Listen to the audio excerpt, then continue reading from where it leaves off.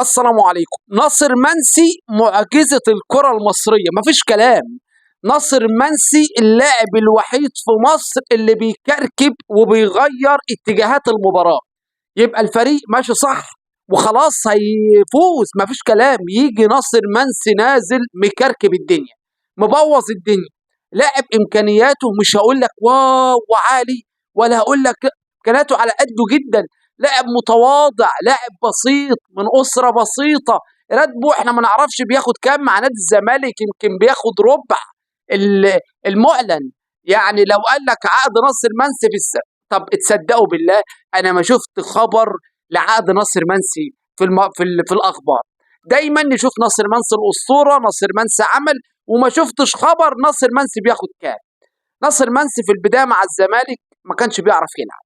طبعا الزمالك اللي عمله بصراحه ما كانش بيعرف يلعب. الراجل ينزل، الجمهور يقول له اطلع، مش عاوزينك، امشي امشي، لحد ما الزمالك قرر قال لك ناصر منسي ده هيركب القطر، وداعا يا ناصر، يشوفوا له بقى اي فريق تاني ياخده. وخلاص قرروا. كان في ماتش بقى نهائي الزمالك امام الاهلي، كان في نهائي السوبر الافريقي. قبلها ناصر منسي كان هيودع، يعني قبل المباراه دي ناصر منسي كان هيودع.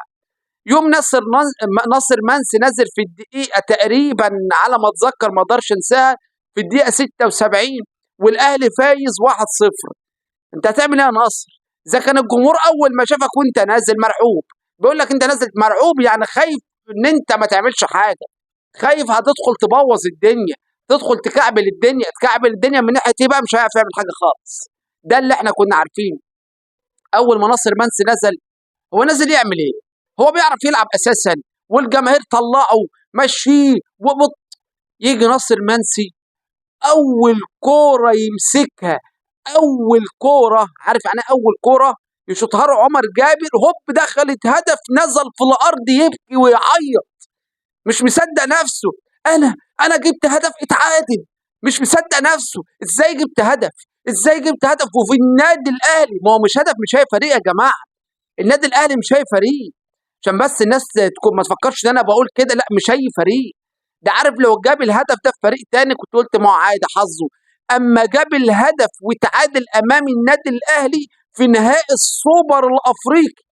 لا ومش بس كده بقى، المعلق اسمه ده والله ما انا فاكر اسمه، يقول لك يا ناصر، يا ناصر لو فزت في اللقب لن تنسى يا منسي، لن تنسى يا منسي، لن تنسى بعد المباراة يا منسي.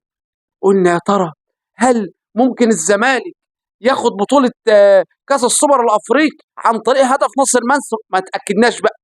فضل الأهلي يلعب، الزمالك بدأ يضغط. أول ما ناصر منسي نزل الأهلي كان مبهدل الزمالك بصراحة، مبهدله، لأن احنا كنا متأكدين إن الأهلي هيفوز. قلنا بقى خلاص كده بقى، احنا فضلنا قاعدين على أعصابنا، نبصوا نلاقوا المباراة انتهت، دخلوا في أشواط إضافية برضه انتهت، دخلوا في ضربات الجزاء. هنا بقى قلت، هو المعلق قال لو المباراه دي الزمالك فاز بالسوبر الافريقي ناصر منسي مش هيكون منسيا بعد. بالفعل الزمالك فاز ببطوله كاس السوبر الافريقي على حس هدف ناصر منسي. يسقط ناصر منسي، ينزل في مباراه تانيه وبرضه يجيب هدف.